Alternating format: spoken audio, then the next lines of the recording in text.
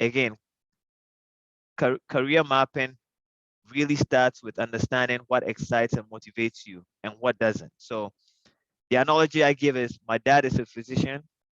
He wanted me to do medicine, but I hate blood. So if I had gone into medicine, I probably would have checked the box to make my dad happy. I would have thought I was making good money, but innately I wasn't going to be happy. So even though I've been making money, it really, really excites me. So understanding what excites and motivates you is very important. And obviously what doesn't, right? So I knew that numbers excite me.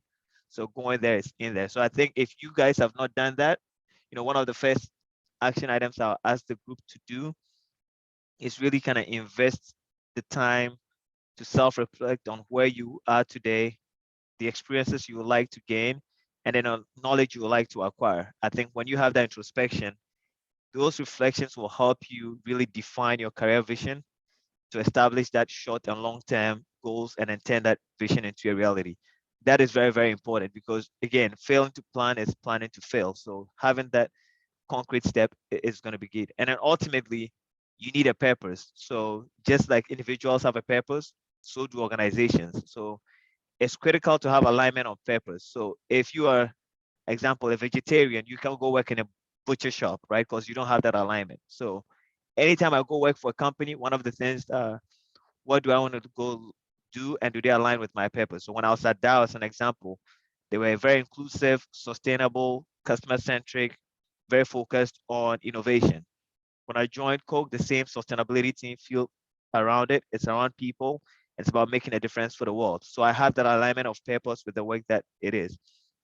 And ultimately, leadership is what drives that purpose, which is the hard work and also high risk because you're going to fail sometimes. It's not, a definite science, but when you fail, how do you commit? And then you've got to commit to the purpose, make sure you like it, and then you just continue to earn your way.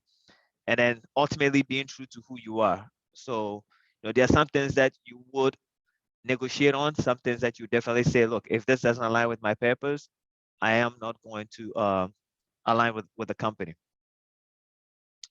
Oh, I think I went the other way. So there you go. So some guiding principles, again, as you look at career progression or how you improving your day to day, I set career principles around keeping my vision very fuzzy and my milestone crystal clear. What does it mean by that? I have a plan of where I want to go and kind of responsibility I want to have. Now, the kinds of jobs that might be available to me to be able to achieve those, I might not necessarily have in that set order. But I have very clear milestones to say at a given age, I want to be at a certain job or a certain responsibility level because that's going to determine my velocity. Now, different companies have different words they use. Most corporate America has this thing around velocity. And if you don't know what velocity is, I'm going to break it down. Let's say you're 20 years old, you have 40 more years of work ahead of you. So you have a lot of time, right? So the company can say at some point, Andrew is going to be the CEO. We have 40 years to groom him because he's 20. And so they can stretch him and he can stay in a job for 4 years, get really experienced and move him around. Alternatively, if somebody is 50 years old and he's in mid management and he wants to be the CEO of a Fortune 500 company, that is almost close to none of a possibility because the things that that individual would have to do fail and then propel is not going to happen. And so companies look at what I call the velocity curve. So where are you at relative to where you want to go? Now, if you just want to end up as a manager, you're good where you are. But what type of work would you do if all your bills were paid, if you had relatively unlimited money? That should be your career vision. And then if absolutely no obstacles stood in the way, what would you most likely want to achieve in your career? So again, for you to understand your career goals, what needs to be in place for your career vision to become a reality, what major milestones do you need to achieve, and then what are your long-term career goals? So that's the thing. The other part around emotional states. So I always say there are two states that people have. The natural state, who you naturally are. When I'm at home, I'm goofy. I can, just say anything I want to do. And then the work environment state. You need to obviously charge in your regular state, hang out with your friends, whatever it might be, to be able to keep that balance and energy. Because if you're always just in the work mode, you're either going to burn out, or if you're on the other side, you're not going to be productive as well. And I think I touched about this earlier as well, is always pay it forward. So help somebody when you're able to. And the caveat there is help people that you think that they would never pay you back. So on the bottom of my email, it's a quote by John Bunyan is, you've not lived today until you've helped somebody that can never repay you back. Now I say that easily, but there are ways that they pay you back without you knowing. So I'll give you a clear example. When I was in Midland, somebody came into Midland on a foreign assignment, and they came from, a relatively lower economic status than the US. So what that meant is they give them a stipend, and then they pay them an allowance for being in the US to work for that period of time. Well, this was a younger employee new to Midland, and so, I didn't think twice about it. They went grocery shopping and I paid the bill. It wasn't that much, $200 or $300. Well, that individual said thank you, and that's the end of it. What I didn't know was they had a meeting with an executive at Dow, and the executive asked, "How was your time in Midland?" And one of the things that individual brought up was, "Hey, John took me to grocery shopping and he paid for my tab." And this again was something that I wasn't expecting him to pay me back, but he said it to an executive. And what that executive came back to tell me was, it shows that you invested in the company. Somebody's coming to the company and you're investing to make sure that they are happy here. So again, you might give willingly, but it comes back again, right? So now you become a corporate ambassador. So always try to help without thinking that you get anything back. In more ways than none, it comes up. And then the other part is just building confidence. And in building confidence, there is some sayings and quotes that I always lean on. So I'll talk about those. Before I go in detail, maybe let me take a pause here because I'm probably a few slides in and there might be some questions. Any questions so far? That way we can keep it on top of mind.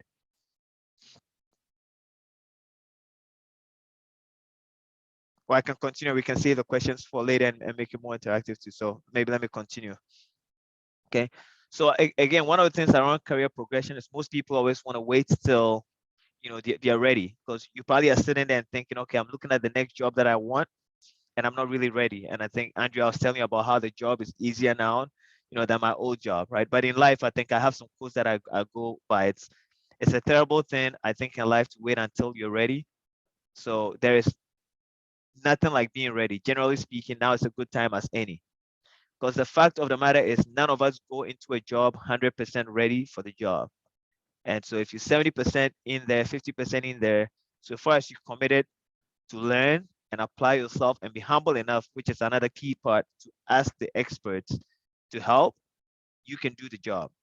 My current role, I am not the smartest person in the room. There are people that are actually doing the technical work.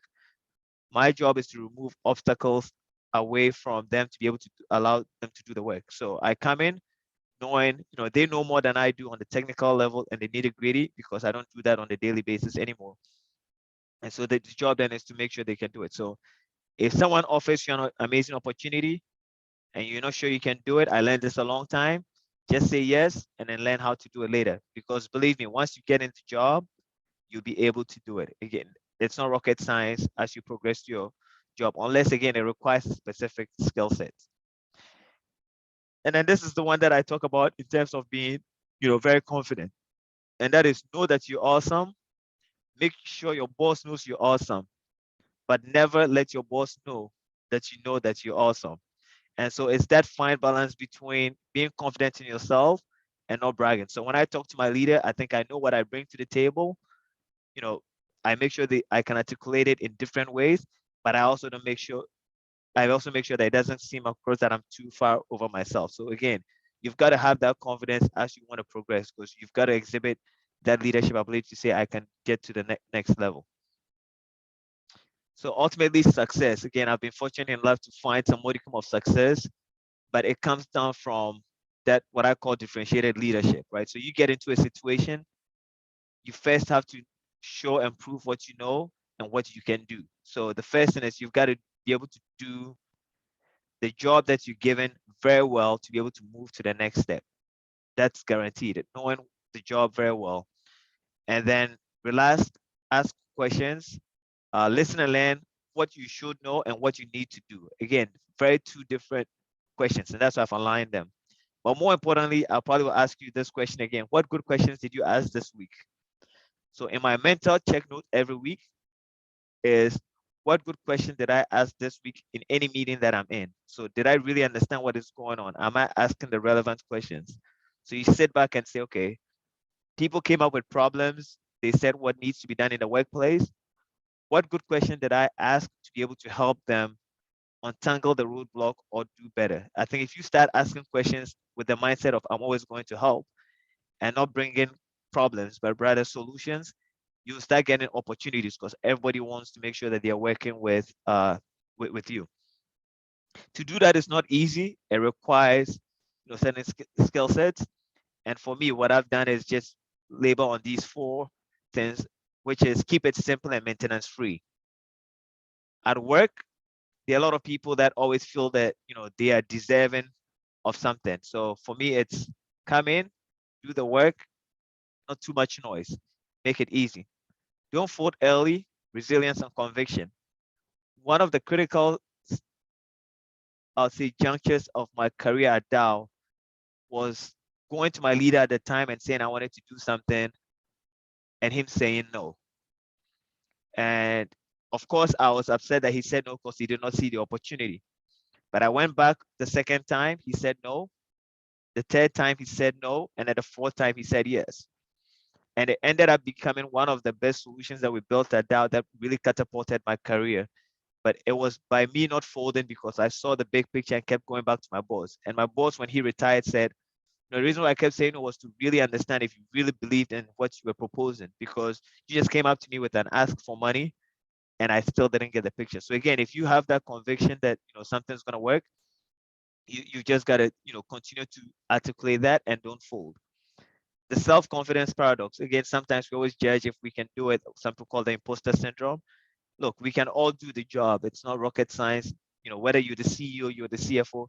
Because honestly, before the CEO gets the question, everybody else has answered the email, has answered the PowerPoint slide, whatever it might be, before they get to the CEO. So we can do it. And then the last part, which I love and I always encourage you guys to do, is that entitlement culture. Use it to your advantage. There are people that show up to work and they feel that just because of XYZ, they need to get to the next level. So John shows up and I think that because I'm better than the next guy, I should get the next job. And so people feel entitled. What you want to do is actually outwork everybody. So when you get the job, nobody actually says, John got the job because of this other external factor. So for me, I use the entitlement culture to my advantage, where people are just expecting that it's going to be a shoe in. And so when you continuously demonstrate the hard work, I think that is easier to get the job. What does it take? I found a very simple one, which is run with the winners. And what I mean by that is I've always worked for people who I know are high performing, are going to go up in the company and will take me with them. And so sometimes I've been very strategic in when I take the job. So there have been times where people have offered me a job, again, when I was at Dow, and I said no to because of who they were. I knew they were not high performing, or even if they were high performing, they always had the mindset that to climb up the corporate ladder, they had to step down on somebody. And so if everything went well, it was because of them. And if things didn't go well, it was because of you. And so what I did was be very strategic in who I worked for and always thought about the two moves out. So not because I'm taking this job. So when I was taking the cook job, it was about, okay, where do I want to get to? And is this job going to help me get there? So it wasn't about this particular job. It was about the next job that I aspire to. So you always got to think two jobs out. So if you offer a job and it's not really going to help you get to the next level, that's something you always want to think about, is to say, we started out earlier, career vision, alignment, what you want to do. How does it help to understand, okay, this is the roadmap I want. Should I take this job? And if I take it with my eye on the big prize, am I going to get there? Because you always have to have that career progression. And then strategy for the next move. Like I said, always keep your eye on the big prize and then understand restrictive decisions. So I don't know, the makeup of this group, but I work in a corporate environment where the company can decide they're going to move me to some location. And I can make the choice to say, look, I don't want to go to that location. And that could be a restrictive move because you're only going to time out. So an example, when I was at Dow, I knew I had to be in Midland, Michigan, even though I wanted to be in a big city. Why? Because that is the capital of the company. It's the mecca, whatever you want to call it. And to progress quickly, you have to be in Midland, Michigan. Without that, you probably will not. So again, understanding restrictive decisions and making them. Or you might say, look, I might not be able to move right now because my spouse is in college in this town, my kids are in school, whatever it might be, but keep it open and then always do it. And then the other part that I talked about is, curiosity and adventure. Winners are promoted and they promote. If you work for the right leaders, they get promoted and they definitely make sure that they take you along with them. I think to me, I doubt that was the key thing was most of the people that I worked for ended up climbing the ladder. And because I had proven myself to be someone that would deliver for them, they knew who to call on to deliver. So again, very important. Who you work for is even more important than the work you're doing now. So you can do the job, but if you're working for a leader that is not with a long runway, it can impact your career. What does it take? I would say don't check your brain at the door and differentiate your presence. So you go into meetings. In this day and age, people are multitasking. They're on the phone. They're doing other things. One thing I try to do is if I'm in a meeting that I need to be very attentive, I'm not multitasking. Because if you check your brain at the door, you're gonna ask a question where somebody's gonna, look at it and say, you know what, John wasn't paying attention, and maybe that was just that one experience they have with you, and that could, impact your career. So never check your brain at the door. The other part is I always say culture eats strategy for breakfast and to eat you too. So if you're in a culture where people are talking bad about people, they talk about the company, negative energy, it's very easy to get sucked in because everybody wants the gossip. Everybody wants the company chat. To always take the high road, remove yourself from it, learn the culture and do things different. Because once you join a company or a new team or a new organization, whatever it might be, with time, you almost start acting like the same group. And so you've got to always make sure that you're changing things and you are reinventing yourself. Learn the culture when you're in a new environment. How do people work? How do people operate? That helps value that social capital. Learning the business model. How does a company make money? Who are the differentiators? Who's the playing field? And then always again asking the question of what do we need to do so that you always, bringing value to the company.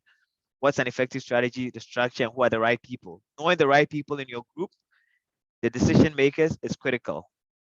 And at the end of the day, it doesn't take too long for you to start acting like everybody else. So never let that happen. I can tell you that in my 9 months since I joined Coke, that's something I'm always reinforcing to myself. It's okay, things were done this way. And I've always got to challenge them to say, okay, why are we doing it this way? Why can't we do it some other way? Because if not, very soon I'll start doing what they were used to do. But that's not what I was brought in to do. It was to change how things are done now. So always try to change, status and don't fall for the status quo. People always say, well, this is how it's always been done. You might have a better way than what's always been done. Be forceful about those things. And that leads into, I think, the crux of what you people are looking for, which is a career progression. So I put down a career progression roadmap of understanding who you are. We talked about that. To me, there are no shortcuts to success. People matter. So there are some things that are in your control and some things that are not in your control.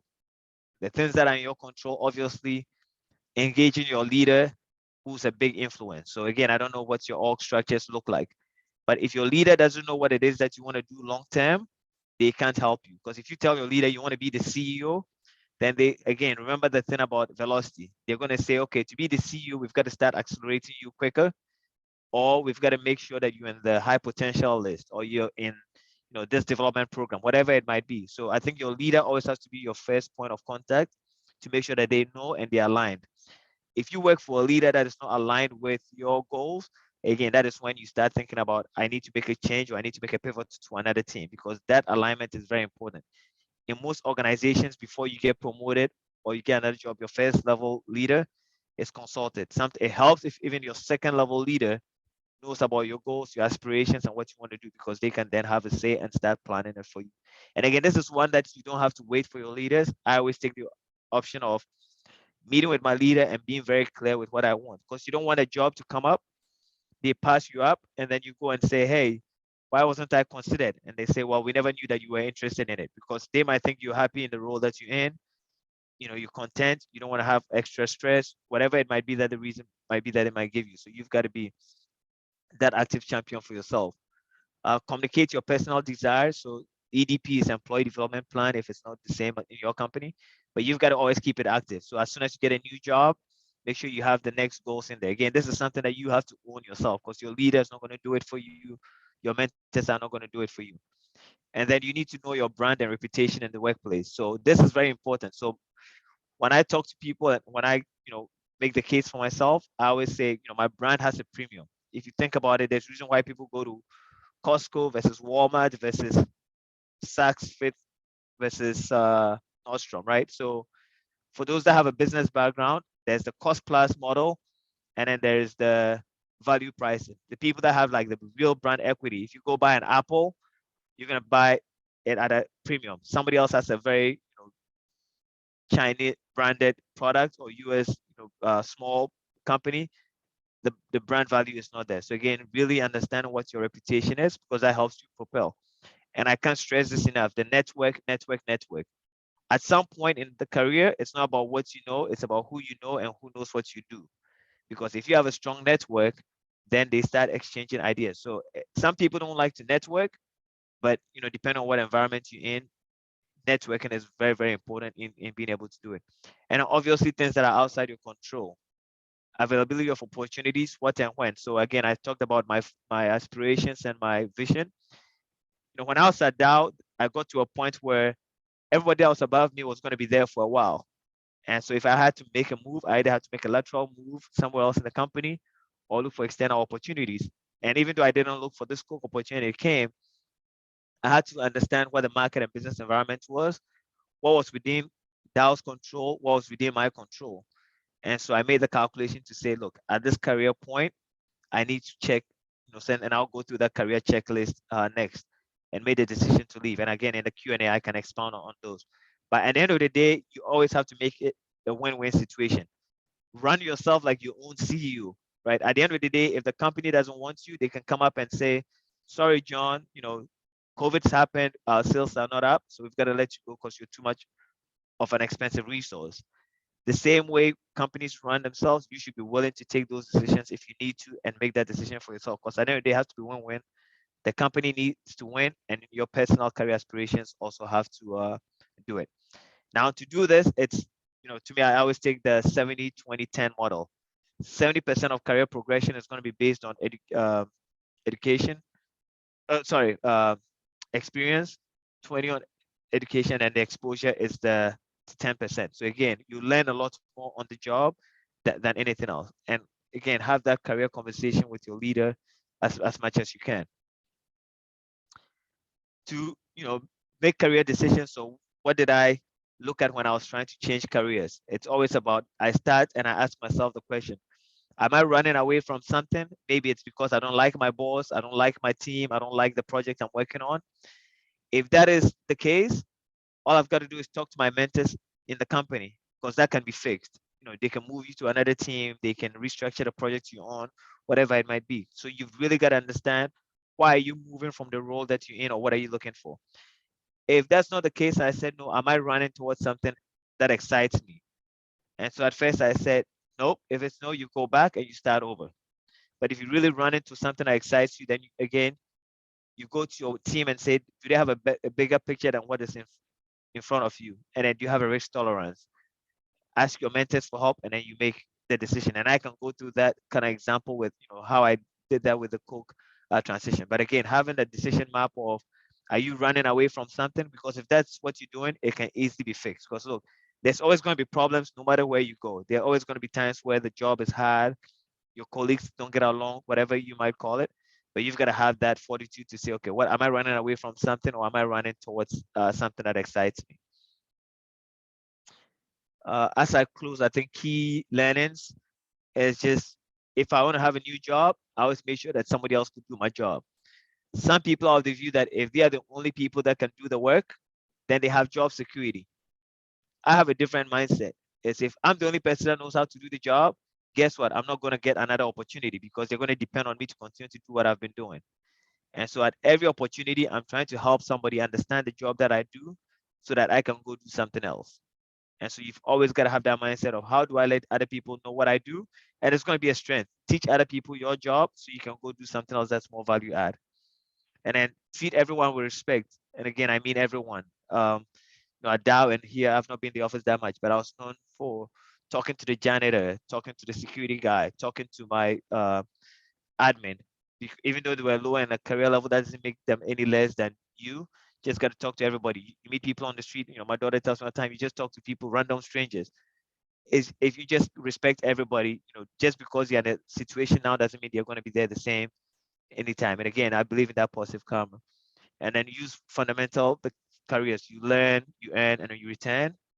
There are consequences, obviously. So if you break the rules, you know what that takes. So integrity, and then mentors versus sponsors. I can talk about that in detail during the Q&A. But there's really a difference between mentors who I go to and say, I have this question, can you help me? And they move me. And then there are sponsors who are more the senior executives, people that have influence within the organization that can then say, I think John needs this opportunity and can convey. And that takes trust, right? You've got to work your way to have somebody trust in you, deliver for them, and they can do it. I've never asked for permission to do my job, so I just do it. And if my boss is not happy about it, I get my hand slapped. So if I see something that's not working, I just go do it. And that's just been how I've been wired. And I think I talked about the power of networking and choosing your leader being more important than choosing your job. At every step, the key has been differentiation. How do I differentiate myself from my peers to be able to get to the next level? 5 lessons. I think I talked about that as well as I close. So this is a summary of the things that we've been talking about is say yes to an opportunity. And then once you get in there, you'll figure it out. I've known to be saying it's in the bag. Anytime my boss tells me something, the first thing I say is it's in the bag. I'll go figure that out. And don't apologize for having a viewpoint, right? Sometimes we get into a meeting and I say, I think, or, I'm not sure if this is right. No, if that's your viewpoint, say it emphatically. People see leadership carry through that because you're very articulate in your viewpoint. And don't be afraid of conflict. You're more powerful than you think. I think sometimes you're in a meeting or in a workplace and you don't want to, confront conflict. I personally don't like conflict. It took me a while to kind of hone this muscle. And conflict in the sense of it's not personal. It's just that I fundamentally agree with you on the direction of a project of something we're trying to do. Never make it personal, but on challenging issues on topics that you think you have a better idea, ask it. And then again, ask for what you need and be prepared to take risks. So I talk to my leader every time and I tell them this is what I need to be successful. These are the kinds of jobs I want to do, and this is the role that I want to have. Again, it comes down to you being forceful and letting your boss know exactly what you need. If you don't ask, you're not gonna have. So for me, I've always been, that first person to ask. And then in closing, Kwame said, how have I been successful? I try to sit back and put together like my 10 career accelerators of what's made, where I am possible. And again, I said it's the caveat is my opinion. Somebody else's might be different. But when I start out, it's about listening effectively and acting decisively and asking questions. So when I get into meetings, I'm really listening to what is being presented, what is being shared, what the problem is, asking the right questions. And if I can make a decision, I act decisively. Do I always get it right? No, but it's better to make a decision, go with it, make a mistake, and pivot than to do nothing. Now, there are some cases where you've got to be courageous, and sometimes the right thing is to do nothing. So everybody else is making decisions here and there. You say, look, I don't have enough data. I'm not going to do anything else. So again, it comes with the territory. Follow through on your commitment is key. So I've always said credibility and dependability, and I'll talk about it in the last slides. Is when you say you're going to do something, make sure you do it, and do it when you say you're going to do it. So I always give people timeline on when I'll do something, and if I can't meet that timeline for any reason, I reach out to them before that timeline is due to say, look, sorry, Adam, I promised you this, but I'm not going to be able to get to it. I'll get to you next week. It builds you that credibility to say, look, when John commits to do something, he's going to follow through. And if something comes up, he's going to communicate with me. You never want your boss or your peer or somebody to come back and say, you told me you get this to me on Friday. It's Monday and I don't have it. So, always be there. And always bring your A game. So what I mean by that is know your stuff and beware of interviews. Funny story about that. When I was sat down again, I was in the parking lot and I ran into somebody at the time. I was fairly new in the company. Didn't know who he was. And we started chatting in the parking lot after lunch. We were walking back into the campus, and he started asking me what project I was working on, and I started talking to him. And he asked me something about the culture, and I had a positive spin on the culture and what was going on. What I came to find out was he was the chief commercial officer of Dow. By me being ready when he asked me the questions as we walked through, he got to know me and we built a relationship over time. Now, if I had not known that and had been negative, you know, he gets into a meeting and recommending John's like, no, that guy is Betty Downer. He's always going to be negative, because again, positivity carries itself. And again, don't take yourself, number 7, don't take yourself too seriously. It's just a game. I said it earlier. We'll make mistakes. When I make those mistakes, I don't dwell on them. I just figure out, how do I correct it. I've talked about the respecting everyone, uh, and I mean everyone taking a high road. So I won't harp on that. And then have a positive, upbeat attitude. It's contagious. I'm always smiling at work. I'm happy. It feeds off on others. Even when things are going hard, keep that positive mindset of it's going to be done. You look at it, you guys can always talk about it in your own lives. If somebody's negative at work, you try to stay away from that individual. Whereas if somebody is positive, you always want to gravitate towards them and people want to work with you. I talked about running with the winners. Capitalize on diversity is powerful. So I always try to make sure my team is diverse. They all don't have to have computer science degrees. I'll put somebody with a history major on my team just to make sure that they can challenge from a technical point what needs to be done so far as they're not doing things that are really technical. Give back, it pays back. Not too much to be said about that. At any time, make sure that you can invest in other people. And then as you learn, you teach at every opportunity. Like I said, if I can do the job, and I'm the only one that can do it, nobody else is going to be able to do it. And then the number one part for me is having fun. If I'm in a role where I'm not having fun, I think it's time for me to exit out because you've got to really love your job and what it is that you do. What does it take to get to the and stay there? Again, practice the top 10 that I just said. I continue to recycle that. And then being a leader and not a manager. So I'm more on, I don't micromanage my teams. I'm more about creation, doing the right things, challenging versus accepting the status quo. And I tell the team all the time, you guys go do it. And if you need, my help, I'll be behind you. So they don't need to always be worried about, is John gonna approve this? It's like you go do it, keep me heads up, never surprise me. That's the other part I tell my team is just don't get me by surprise. So if I'm talking to my boss about something that's on my team, I'm totally clueless. So keep me in the loop and that's it. And then ultimately I think success should humble you, right? So just because you're successful doesn't mean you should then think you're above everybody else. It's about being humble, revisiting your alignment of purpose and continuing to work it. Because again, humility is it's key. If it's 3 things that I'll leave you with, it's about being humble, being courageous, and then having belief. People get into situations, whether it's their career, they get stuck and they're like, man, I can't go anywhere. Look, that too shall pass. We've all been there where we didn't think we'll move to the next level, but that thing goes away. And let's see, what does it take? I think I talked about it. Make unpopular decisions, delegate and empower. Performance management, I think I talked about those in the earlier slide. And there are implications to that. Not everyone can be your friend when you make the unpopular decision, because some people are going to be contrary. So hire the best people and let them go to work when you're in positions to have people leadership. And again, when I talked about conflict, never make it personal. And it's the same with my people. So when I have performance reviews, my people always know where they're going to be before we have performance reviews. Because throughout the year, I'll give you feedback, I'll give you coaching, I'll give you support, and I'll tell you so that when it comes, it's not a surprise. So I'll be doing my people a disservice if at the end of the year they don't know where they stand. And when you do that, I think that's why I've been also glad to get to where I am, is I've been fortunate that people want to come work, because if they come work with me, they know if they do a good job, I'm going to find them opportunities not on my team. That's the other part I probably didn't talk about, is when you guys end up in being leadership positions where you have people, always aspire to make your people better than you are. Because if you have people come to your shop and they're going to do bigger things, they carry with them and they tell people, if you go work for John, he's going to promote you, he's going to find you opportunities. And so the best talent is always going to look to come work for you.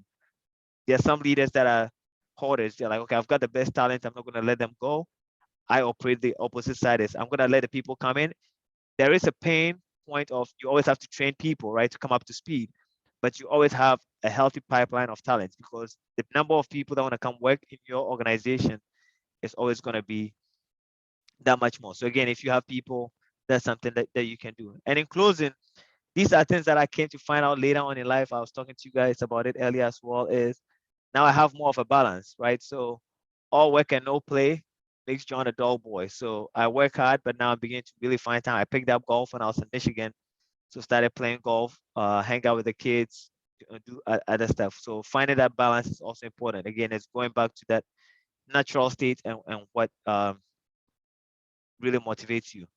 But I tell my kids that, and I'm going to tell you guys as well, is if you're going to progress, there are two things in life.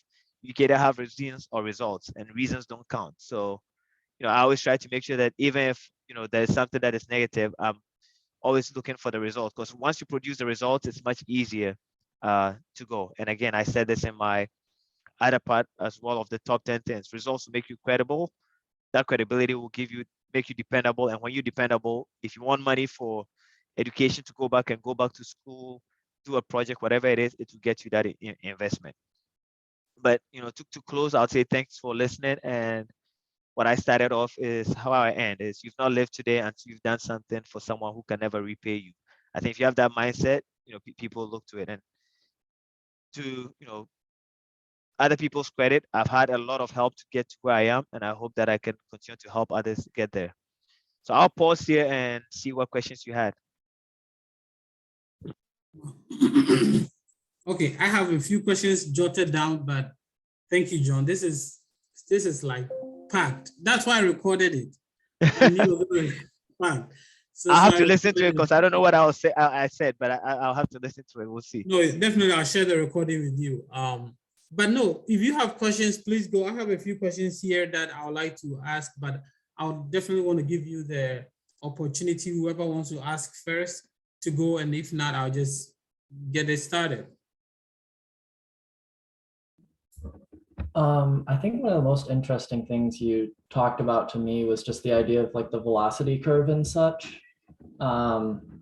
It's something that like I understand the concept of it, but it's really hard for me to plan out because like you said, you want to keep like your goals crystal clear, but it's kind of hard for me to clear that out. Like my biggest question is like, how do you capitalize on that velocity curve when we're at like the very beginning? So good point. I think in the early beginnings, right, you're still probably figuring out what it is that you want to do. So you don't want to put too much emphasis on it. Well, there are some people that come out right from the gate and say, I want to at some point be an executive, and they're 20.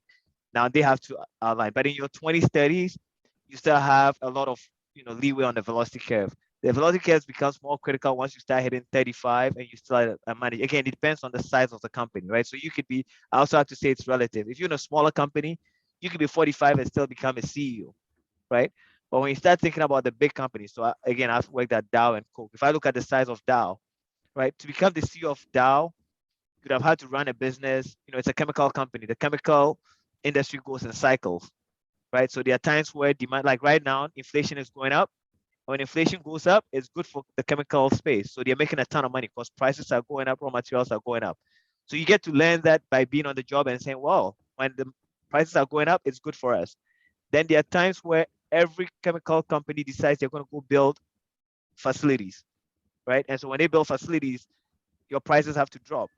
If you've not been in this business enough to understand the trust when it's low, when it's high, and become the CEO, you could be making investments when everybody's at the peak, right? And so that's when the velocity curve comes in, because if you want to be the CEO, they're going to give you a job in your 35-year-old range to kind of make those mistakes, because you're going to be learning. You not know that, right? So you're going to make mistakes. It's going to cost you $10 million, $100 million. For a $60 billion company, that's peanuts. If they don't give you that job and then you get to 45, 50, and they make you the CEO and you've not had that experience, you make a mistake and then half of the market share is gone, right? So I'll give you a clear example. Mark Zuckerberg, fairly young, he starts Facebook, he's making money, right? He changes the business model, and what happens? $250 billion of market cap of metaverse is gone, right? You look at Google, when they did Alphabet, they had Eric Schmidt and all these other folks that had run businesses for a long time. So they wanted a different business model. And so even though Google was struggling, they had other businesses that could make money off of them. So the business model you implement is different. So that's why they look at the velocity curve. There's some things you can teach, you can teach experience, is how I call it, right? So you've got to have that experience. So if you're early on, I'll say don't worry about it. And again, this is for people that are really aspiring to be CEO, CFO, what do you call it? Treasury executives, whatever it is, and managing that. So something to be mindful about. In your case, Noah, what I would say is at least have a 2 to 5 year plan because you're starting out. Say, okay, in 2 to 5 years, and it doesn't even have to be a job title. You might say, these are the experiences I want to have. I want to have P&L responsibility. I want to have leadership over people. I want to have, these kind of decisions. And so you start having the experiences. Sometimes people think about the job title, right? So if I look at my job, if I was in a different company, I'd probably be CEO, VP. If I'm in a bigger company, I'm a manager, right? Because depending on the size that you're in, the job levels change. So don't get too fixated on the title, because sometimes people are like, I'm going to be a vice president. Yeah, you can be a vice president and still get, somebody's salary that's an analyst in a bigger company. So I always talk about the experience is better because how do you manage people? How do you manage P&L? Those would be key. But the velocity things, they usually don't say to people, and that's why I brought it up, that if you're in a corporation, and it's something I aspire to just keep that in the back of your mind that once you get to a certain point, you'll start looking at the velocity. And I learned that when I was at Dow. I didn't know about that. I remember talking to a leader and he said, how old are you? And he looked at my job level and was like, man, we've got to accelerate your velocity. And so they were very intentional about doing that, right? And that's why I shared because I didn't know it. Somebody helped me. So I feel like I've got to share it so people are mindful of it. Okay, thank you. Appreciate No it. problem. Thanks, Noah. Awesome. Go ahead, Z. Hey John. So out of curiosity, and I'm assuming someone at your level, you probably had good mentors in the past or still have good mentors to this day. I think for me, early on in my career, one thing I've struggled, depending on the companies, is finding those good mentors, right? Whether you're still with the company or no longer with the company, what's been your process to, having that person that when you are in that, maybe at a crossroads in your career, you need some guidance, you need that wisdom to be able to find that person who can mentor you. Can you just speak on that process? And so for me, it's all about relationships, right? So I think mentors, sponsors, board of directors, it's based on relationships. So you've got to go, and I always look at it when I network, I look at it as, can I help that individual more than they can help me? So most of the mentors that I've had along my ways, I've figured out, okay, if I meet uh, Andrew for the first time, I'm going to find out what he does. And if what he does, I can help him be successful, I'm going to try to give him all the tools and solutions to make him successful. And so I build that trust with him by, first of all, trying to help him. It's always going to be a gift before you can take, right? So I look at it, okay, what is your role? You're a marketing manager. Okay, I'm in analytics. I can give you insight into your marketing industry. That's my day job. And so I start passing out, and you never assume. So I build that relationship of, hey, Kwame, look at this thing on accounting, right? And so people start looking at it. Once you start doing that, you build that natural relationship because it's got to be organic, right? I don't believe in that, pairing of this person's going to be your mentor. Once you build that relationship over time, it'll go. Let's catch lunch, right? There's a book, Never Eat Lunch Alone. It's hard work, but people don't do it, right? It's setting up time and saying, hey, let's go grab lunch. Mentorship also doesn't have to always be the person up, right? So some of the people that mentor me are actually people that are below me. And why is that so? Because they know what people are saying and they can give me the real feedback of, hey, this is what you're doing that people are not liking as a team. So it's both ways. I look at mentors on the top and on the bottom. So again, I would say the best thing is looking for people within your circle that you can help and build that relationship with, and be intentional about what you want from that person from a mentorship standpoint, right? Most of the mentors I've had, honestly, we've never even had the conversations that you're my mentor. We build that relationship. I just call them and say, hey, I have a question, and they're open to it. That natural is good. Now, when it comes to the sponsorship piece, that is even a different conversation, which is somebody that can make that decision in a room or call out and they can give you the job. I think once you build the mentors, you can share everything with them. The sponsors are even critical. So again, when you share it with people, you help them and they're in higher roles or they progress to higher roles, they can help you. So the sponsorship piece is key. And then what I call my board of directors. My board of directors I actually select. So I'll call a few people and I'll say, look, would you mind being on my, after I've built a relationship with them, obviously, to say, would you mind being on my board? Right. And so the board is basically, hey, I'm thinking about switching jobs. I'm thinking about this new opportunity. This assignment came up. Do you think I should take it? And then you poll the board members and then you look at the viewpoint. It's 7 of them versus 6 of them. you make your final call and you go. So again, you've got to be very strategic in building those relationships. That part is hard, and I know it's not for everybody. Some people don't want to, talk to people and make the conversation, but it's important. And you've got to go out and do it. You've got to look at your key part, and in your mind, you have a mental check and say, okay, how can I help Kwame? How can I help Noah? How can I help Clarinda? And help them out, and automatically they'll start gravitating towards you. Because if you just go up to you and say you're sticking your hand out, okay, everybody wants something from me. So I've always flip it back to how can I help somebody, and then it makes the relationship easier. So for people that you have, probably start thinking it around that way. Okay, thank you. Appreciate that.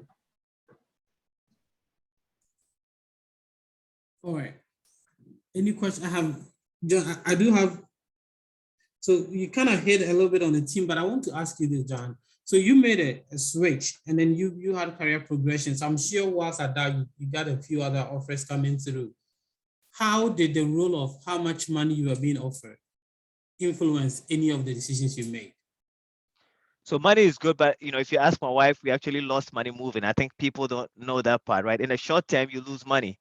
And the reason why I say money was important, but it wasn't really the most important thing, right? So I'll break it down here without giving numbers. But the way corporations work and keep you is you make your salary, and then you get a bonus, and then you get long-term incentives, right? At my level at Dow, when you get a long-term incentive, that is how they keep you for 3 years. So for every year that they gave me money, I had to wait 3 years to cash that money out, right? So for the last 3 years, anything I got, I was able to cash out. But let's say last year I had an LTI award, which is significant, right? 2 years before I had one that's significant, 3 years. So for 3 years, because I decided I was going to leave, guess what? You don't get that money. The day that I resigned from Dow and I turned in my badge, my 401k got out, because they send a file to Fidelity and it's automatic. It just gets wiped out. So I knew that money was going to be gone. But that's why I talked about you've got to think about 2 jobs out, right? So when I took the job, the calculation was, yes, I was going to lose that in the short term. I talked to my wife and she said, we'll be okay. Well, this year, Coke is going to give me money because money is always important, right? I'll catch up to it and make more than what I made at Dow. But more importantly, it put me on a trajectory where when I get to the next job level, right, it's exponential what I would have lost in the short term. So sometimes you've got to make that sacrifice, right? Because once you get into the C-suite and you get into the VP roles, a lot of your compensation can be 600% your bonus plus LTI and all that stuff. So you make that calculation. So money is important, is understanding what you're willing to sacrifice versus what you're not, and being able to also take the risk. And I think that's what I talked about as well, is understanding what risk are you able to take. Outside the money, I think what I was more worried about was the trajectory that I was on, right? Everybody that knows me at Dow knows I was a company guy. I had very good relationship with the CEO, the head of HR, the CFO, and all that stuff. But at the end of the day, I had to make the decision for myself to say they knew where I stood, they knew what offers had come in, and the offer wasn't coming. So I can either wait, right? Or they retire. And if they retire, guess what? Some new CEO comes in.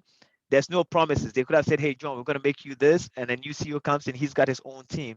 So I had to make the calculation for myself to say, I'm going to bet on myself. So it's more about betting on myself to come to a Coke that is bigger than Dow in one place. And two, at my level, can I replicate the level of success? So sometimes you've got to bet on yourself. I could have come in here, it would be a flop.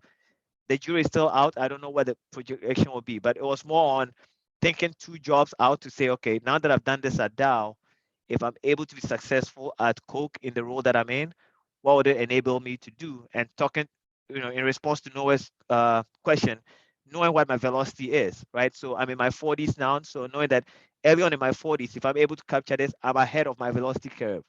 So I could sit in the role that I'm in right now for 5 years and not get promoted, and I'm not going to be in a rush to get to the next job level. So I was buying myself that time. Now, if I had stayed at Dow, it would have taken me about 6 years to get in the job that I'm in now, right? Because I had that. So you make that calculation to say, look, the opportunity comes. And in my case, Kwame, I think Coke came once. I said no, and they came a second time.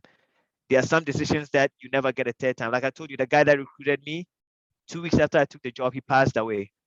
So the chances that somebody would have known me to come back and say, hey, come join us is different, right? And even though I lost money out, like I said, it's just short term. In the long term, it comes in, right? So money was a motivator, obviously, but it was where I knew, okay, in the short term, I would have a gap, but you ultimately catch up to it.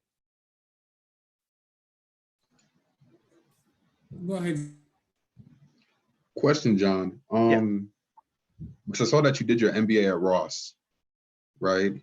When Can you walk me through when you decided to go that route, how it's helped you, progress in your career and just kind of incorporating that, with, life, family? What did that process look like for you? Yeah. So I always say, that's again my caveat. I think that I'm in this role because I went back to Ross, right, and got the business degree because I had a very technical background. Okay. So like I said, computer science, applied math, data science.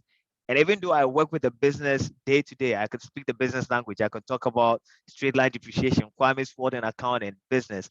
They always saw me in the lens of a technical person, right? And so when I decided to go to business, was around, I was sitting on the strategy team at Dow, and I said, okay, how do I make that? Again, it's always about differentiation. If you remember the talk, how do I differentiate myself from everybody else that's in IT? Everybody else in IT comes in, they talk about SAP and business warehouse, and this technology is that Power BI. None of the folks in the business care about what underlying technology is there. They want to come in and say your margins are going to be better because you have a system, yada yada yada, or I can help you drive efficiencies here. So I had to change my lingo into a business context. So that was my mindset was how do I get that credibility from the business side when I'm talking to them? If I'm in a room and I'm talking about it, they hear me say it. But once they know I have an MBA, it's a whole different mindset as well. It's okay, this guy understands business, I understand supply chain, I understand leadership, right? So that was the mindset. Why did I decide on Michigan? I applied to Chicago, Booth, Harvard, and Wharton, visited all the schools. And then a colleague of mine at Dow actually went to Michigan. So he started talking to me about his experiences at Michigan. So Michigan was not on my list, and I went there. And I think I ended up going with Michigan because one, what I was looking for in business school was one, the business knowledge, and then two, the leadership skills, right? At the higher levels, it's more about how you can inspire and motivate people to understand the vision and go deliver. I wasn't going to school for the quantitative and technical parts because I already had that from Northwestern and my undergrad. So if I'd gone to Harvard or Booth or what do you call it, Harvard, Booth, or Chicago, it would have been this. Would have been the same pen. It would have been the same. And so that was my calculation. Like I'll go to Michigan, I'll get the leadership, right? And then the other part was the schedule. It was once a month. I had to go into school from Thursday through Saturday, right? So my family, to your question about the family, they weren't going to be impacted. Versus the other schools, I had to go twice every month, so I'd have to go 2 times. So I made the balance, and then it was a short distance. I could drive to Ann Arbor late on Thursday, have classes all day, Friday, Saturday, drive home. That was the calculation. So two of them was I wanted to get credibility from the business side, and then the other part was I wanted to hone in on the leadership skills. Because at the end of the day, I think as you rise up, it becomes about how do you motivate people and the decisions you make. So quick question. So that MBA, was it an executive MBA or regular MBA? And then obviously you were doing this while working full time still though, correct? Yep. Yeah. So it was an executive MBA. The good thing about Michigan is because you go to class, you get the same degree as the full-time MBA. So even though it's an executive program, it's a full MBA. So it doesn't say executive MBA because you're meeting the professors in class and then outside. So the only difference is instead of going to a full-time MBA where your classes are spread over a few days, we've gone and it's packed from like 8 in the morning till like 5 in the evening. So you take all the Mhm. classes compressed. You have the network and all that stuff.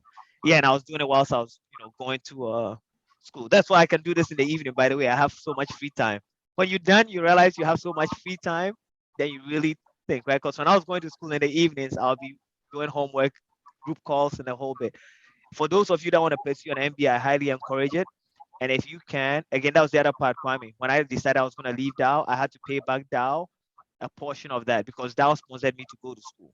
And I had to stay for 2 years, right? So you've got to be willing to understand, okay, what is the cost benefit of it? But if you can, you know, I'm biased with name brand because I said that's why I'm here because I think Coke specifically recruited from there. So you get the premium for it because they pay the premium for going to a Ross.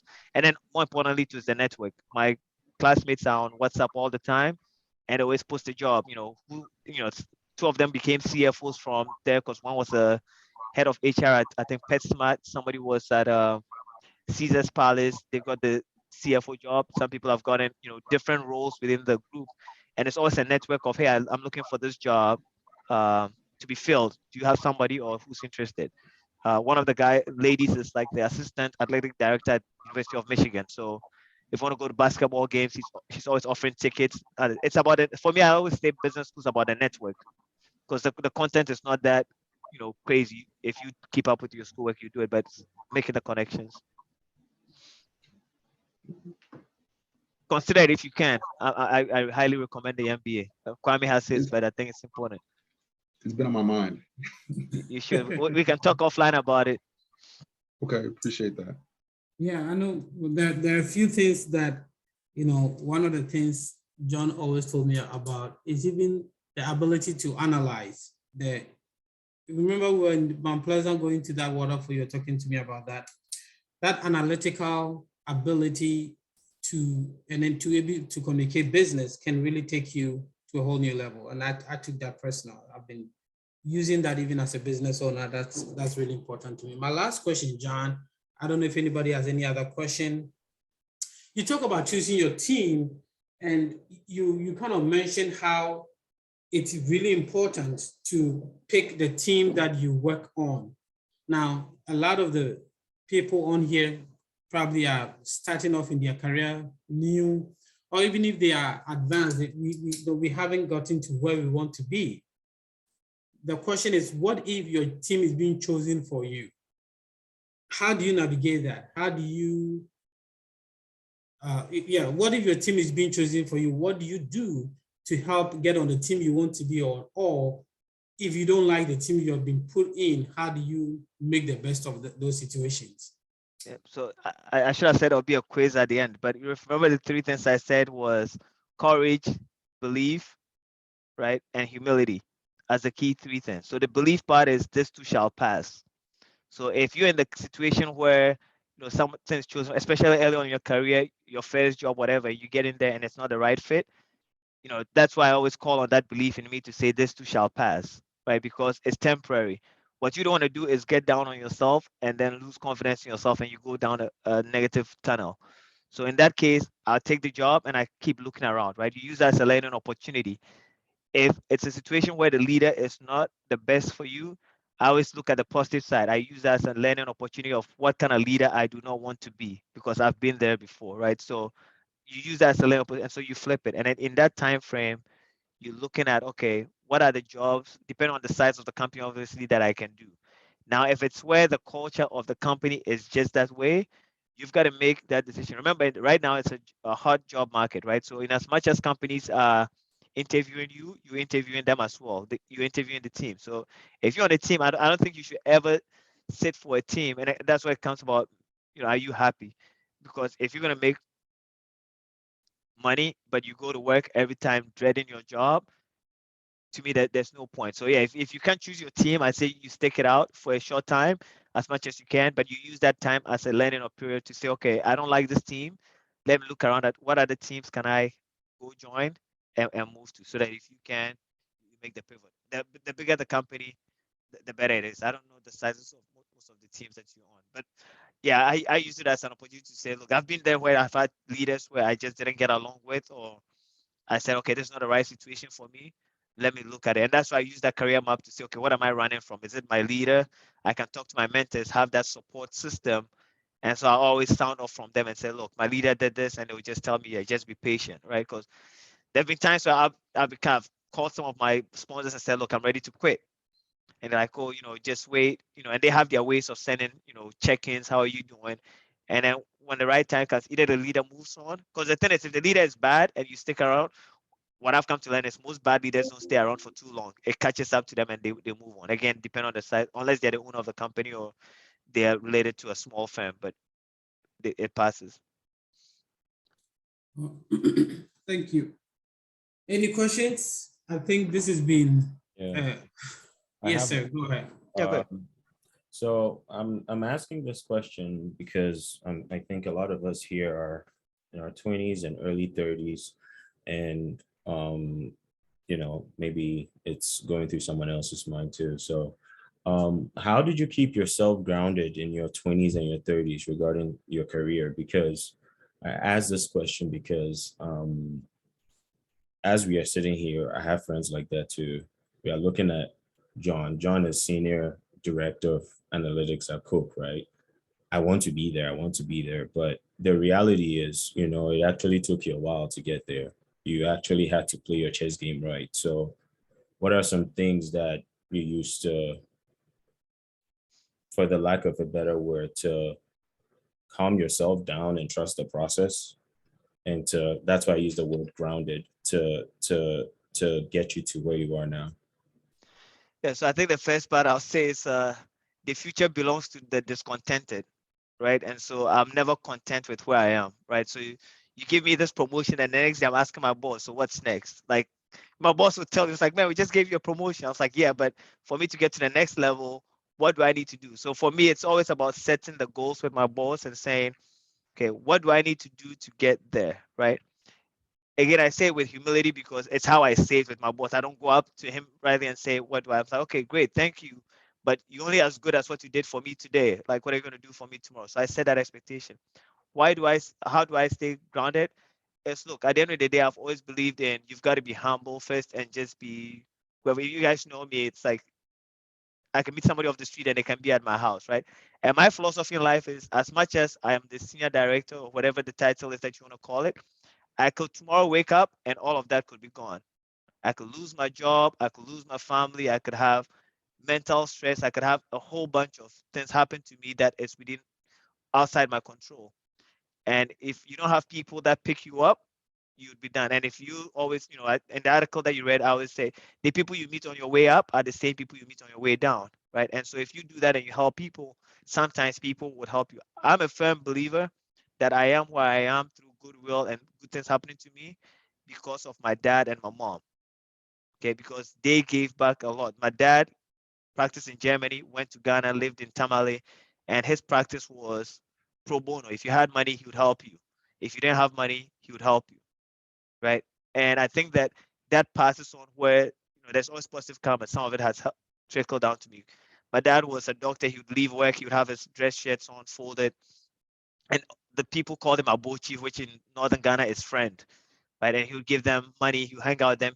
We'll go to a restaurant, and if I was first in class, he would pay for everybody's time. So I grew up with that mindset of, you know, just because somebody is lower in stature, whether it's academic, the house they live in, whatever it is, doesn't mean you need to below them. That's what I mean by respect everybody, right? And so if you have that mindset and you humble and you show it genuinely, I think leaders gravitate towards that. I think anytime I've worked for my leaders, I've been humble enough, even though I knew what I was doing for them and what they were benefiting from them, to still give them the pecking order. At whatever it is, you're my superior. I give you the respect, and I'm humble enough to say, if Kwame is my second level leader, I'm not gonna go to Kwame unless I've talked to Andrew to send that stuff. So when you show that humility to say, I'm not gonna one up you, right? I'm gonna let you get your credit. And if you do it well, you get promoted. Guess what I said earlier? You're gonna promote me. So you've got to be humble. You know your stuff. You do it well, and stay grounded. So for me, it's always been about, I don't care about the money. All this, yeah, it's good. It'll give you a good life. By the end of the day, if you treat people well, they always will reach for your success. And that's also the other part. Is at work, I'm happy if my peer gets the promotion, right? So when I was at Dow, they brought somebody into my team, and everybody was expecting me to get an opportunity when it arrived. They gave this new person that came into the team the job, and people kept coming to me and complaining. Why did they give Rachel the job? You're more qualified. And I said, look, I'm happy for her. I told Rachel, I was like, look, I'm going to make sure you do a kick-ass job. And guess what? I busted my tail for her, did all I could. Stayed on her good radar. She still kept me as a promising talent, a high potential, because she knew I was there to help her. Guess what? Before I left Dow, I had gone up 2 levels higher than her because I proved myself and somebody else proved me laterally. If you're happy for people genuinely, it doesn't matter what they do or what they do not do, I think you will. So to me, that's the other part is I'm happy for people when they get it, and I try to help them. If you help them myself, help people succeed, look, it will happen. I don't think anything that's happened to me is because somebody did anything, on towards me. On the other side, I think I've been very blessed on the trajectory that I've had because people have said it. So again, be genuine, be humble, and always stay grounded. I always say if I became the CIO, CEO, I'll still want to talk to people the same way I'm talking to you guys right now. I'll still want people to text me and call. I still text like people that are from my recruiting. I recruited some people from college. I still check up on them, right? Because just because your title changes doesn't mean you should change, right? If I became CEO of a company, great. It's just a title. It's an ends to a means. Doesn't mean people should not be able to call me or have to go to a secretary. So those are, again, my personal principles. Like, some people also look at it. Yeah, the demands on your time change. But guess what? I could have said I can't do this evening, but I found time to watch TV, or the CEO says he's busy and they'll go play golf. You would make time for the things that you need to make time for. And that's always been my mindset is, look, if people hadn't invested in me, I wouldn't be who I am. So if I can give back a little bit of it, it only helps, right? And the long run too is, I'm a big believer in all my friends being successful. Because if they are all successful, we can all take a trip and say we're gonna go to Cancun on a boys trip. Everybody's buying their tickets, we're going, and nobody's expecting me to pay or you to pay or the next person to pay. We all are self-made and we're there. So if you have that mindset, again, it helps all of you stay motivated. And I'm calling my friends like, okay, there's this stock you should buy, right? Or they're calling me, you should buy. You always have to have that. Look, everybody can be successful. And if the guy that was lower than me becomes richer than me, great. That's, because think about it. Some people start at 50 and they get their millions in their 50s. Somebody gets it at 80 years old. So, it's just a title. The senior director, great. But at the end of the day, when I walk out and I get an accident, nobody's going to ask me what my balance is, what house I live in, how much I have in my pocket. Somebody's going to come and help me, right? So, and it might be the poor guy that's walking off the street that is working paycheck to paycheck. So to me, I don't take those things too serious. Thanks. That was great. That is awesome. That is awesome. So how much do you owe you? Collection. What you owe me is just it's something that a leader always told me. Just make sure you pay it forward, because I always tell you, you can do it in your own rules, right? There might be some high school kid that needs help, your friends or whatever, and I mean that in all sincerity. I think it can be cliche and it can seem self-serving, but none of us get to where we are without somebody helping us and coaching us. I talked about Noah, the velocity curve, right? I didn't know about it. People showed me about it. When I was making the decision to cook, it was very heart-wrenching for me to leave Dow. I had to reach out to people and they helped me talk through the decision, right? And they'll call and say, hey, have you thought about it this way? Have you thought about it that way? Without those people, you make a decision without thinking through. But they would talk about it. It's like, okay, you're gonna give this up, you're gonna give this. Yeah, but John, you're gonna make up the money first. Money's not everything. You check all those things, right? And make that right decision. So to me, there's nothing to be paid. If there's anything I can do to help any of you, whether it's through this call outside the network. And again, to me, this is building that network, right? You never know when you guys might need a job. And I say it in all sincerity, I might help Noah become the CEO of a company. I have a daughter that is in high school, right? Who knows, down the line, she might be looking for a job, and guess who she might be interviewing with through luck? It'll be Noah. We don't think about these things long term, but it always comes back around, right? And if I treat Noah with disrespect and I don't treat him well, he's gonna remember that, right? And even though he doesn't say it to my daughter directly, if he ends up working with her, it's gonna impact your working relationship, because at the back of his mind, it's always gonna be there. And the opposite is also true, where if he went in, he saw the last, like, wait, are you related to John? Let me help you. And so to me, I always think that it comes back around, right? How you treat people might come, and it might not even be anything related to my family. Noah might get into a position where he's like, you know what? I can help somebody else also do better because somebody else helps. So I think if we always do that, that's important for me. And I can't help it enough. People have helped me get here. And I always tell myself, I've got to really do a better job of volunteering. And it takes an hour, 2 hours. Yeah, we lost it, but to me, it's valuable use of time. So, to anybody on the call, my doors are always open. I'm on LinkedIn, so as we are friends, email me. If I don't respond quickly, I'm in a meeting or whatever, I guarantee you I'll respond at some point. I never like let it go. So I can vouch for that. John Doe was fun. I can vouch for that. yeah. And no, I appreciate that. That's a lot of this is good.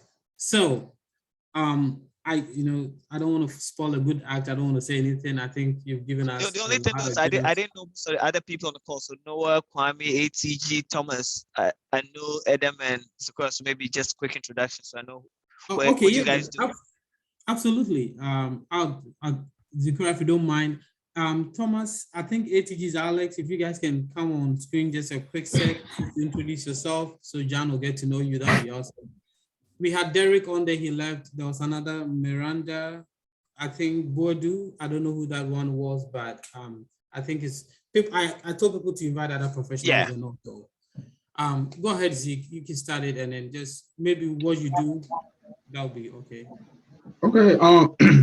Obviously, for those who were on the call last week, they already know what I do. No, just joking. But for the most part, yeah, just like we said earlier, John, transition from public accounting, primarily being an auditor, now to more of an accounting advisory / consulting role at the Siegfried Group down here in Detroit.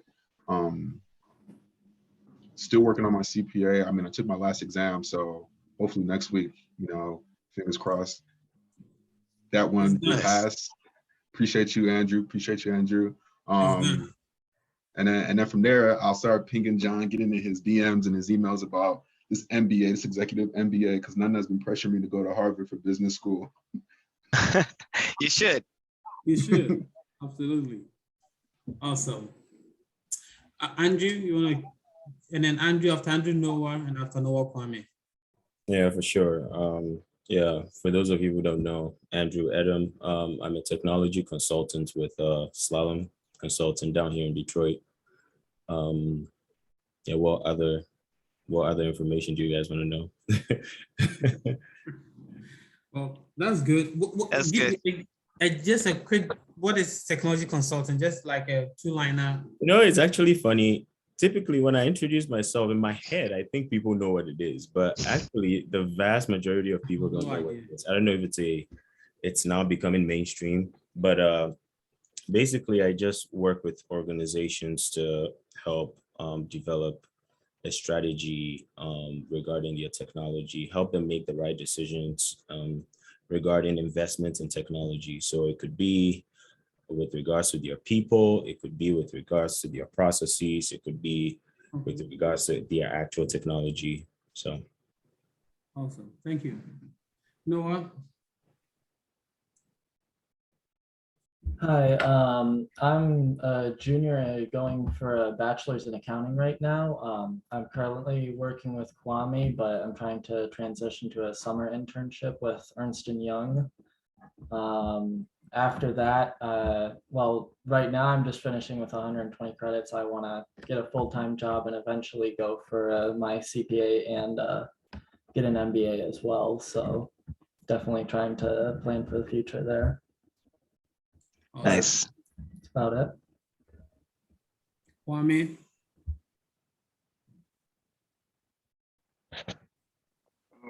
I am a junior in Saginaw Valley State University. I'm studying computer information systems and a certification in international business. Yeah, that's basically. Nice. Awesome. Thomas, you want to take it over, and then Alex? My name is Thomas. I'm an undergrad student at SVSU and I'm studying geography as my major. Nice. A lot of SVSU representation. Yeah. It looks like a lot of Dr. Danko's cohorts. Yeah, that's true. Go ahead, Alex. You take it over. Yeah, I'm Alex. I'm a CS major at SVSU. Yeah, that's about it. Computer science. Oh, okay. So Thank you. all you computer science CIS majors, stay in touch. I still have my connects to Dow's information systems internship program. So, the only request is keep up your grades and I can do the rest. Will do, for sure. Okay, yeah. No, it's a so- pleasure meeting all of you. So I think you guys do this weekly. I had someone say last week, so you guys do this weekly. No, so here's how I thought about it, John. I think there's an echo. 1 second. So I've been trying to run an internship program with this business, right? And I've had a chance to talk to a lot of students. You know my story, how I struggled even to get through the door. So I said, this would be a great platform to really build people that are starting out, giving them the opportunity to expand. So, but when I thought about your presentation, I'm like, John, you don't need just interns, you need everybody, because what you bring to the table, I think really serves me, all of everyone else here on because of how far you've been able to go, and being that you've taken the lead ahead of us. I really wanted all the professionals I know. I think Derek was here. There was a few guys here that came in and out. I know Kofi was here too, and he had to drop off. But Mike, I don't know if I'm going to do this weekly. I had to do because Zeke just came from Florida, and then you are going to Ghana. I had to get you before you go. So I was like, okay, we have to do this weekly, but maybe it's going to be a monthly thing where I'll just want people to come in and really share with us how they've done it. And so we can stand on your shoulders and also kind of climb higher in the corporate ladder as well. So it's not really. I'm expecting all of you guys to be CEOs. That's the main quick. But I'm honest. I mean, I'll kill to be in some of you guys' shoes because knowing what I know now, I think I probably would have had a different career trajectory. But at the same time, I'm content where I ended up, right? So you guys have the leg up. So definitely take advantage of it. I tell my daughter all the time. She's got all the opportunities to utilize. So far as you use it, that's the key thing. That there's so much opportunity. I started with you guys have to own it, right? You guys got to make sure you know what you want and ask for it, right? The worst that can happen is your leaders say no, people say no, but if you believe in yourself, I think it's always possible. And if one company doesn't want to give it, look, Kwame will tell you, nobody ever saw me leaving Dow, right? I rose up quickly through the ranks at Dow. By the end of the day, I made the business decision to think 2 jobs down the road and say, look, I own my own career. I can sit here and be content. And the other part was the job was not as challenging anymore. I was like, yeah, I can do this job. So I had to come somewhere and do it. I've been here 9 months. It's going well. I could fail, but if I fail, to the velocity question, I'm failing early enough where I can make the mistakes between now and 45, and it's not going to be career ending, right? So I'm taking more risk. I'm doing that. I can take this risk later on in life because for now, to come to your point about money, I can lose the money, and in my mind, I can make that money in a few years if I have good health and all that stuff. If I do that in my 50s or 60s, it's a shorter window, right? You're losing a lot more. So how much risk do you want to take? If I'm in Noah's shoes, that I'm still young, man, I'm living in a single apartment and taking all the risk I can. So no, you guys go for it. Like Kwame, Alex, Thomas, you guys have all the runway. So definitely go. Not to say Andrew and Zikra, you can't, but we got to give the young guns. We've got to give the young guns all the leeway. They have a lot more runway. You guys are late. Yeah, but never too late. But listen, it's a pleasure. I'm gonna run to a meeting in APAC. I have one when I'm done for the day. But my door is always open. Like I said, feel free to reach out to me or Kwame if you have any questions. Awesome. Thank you so much, John. Thank you guys. Appreciate you, John. Appreciate I you. really appreciate you all for coming for this. So anytime. If you're ever in Atlanta, come to the World of Coke. I'll see you in May, God willing. Yeah, sounds good. I'll probably be in Atlanta sometime in August or September. A friend of mine got a job down there.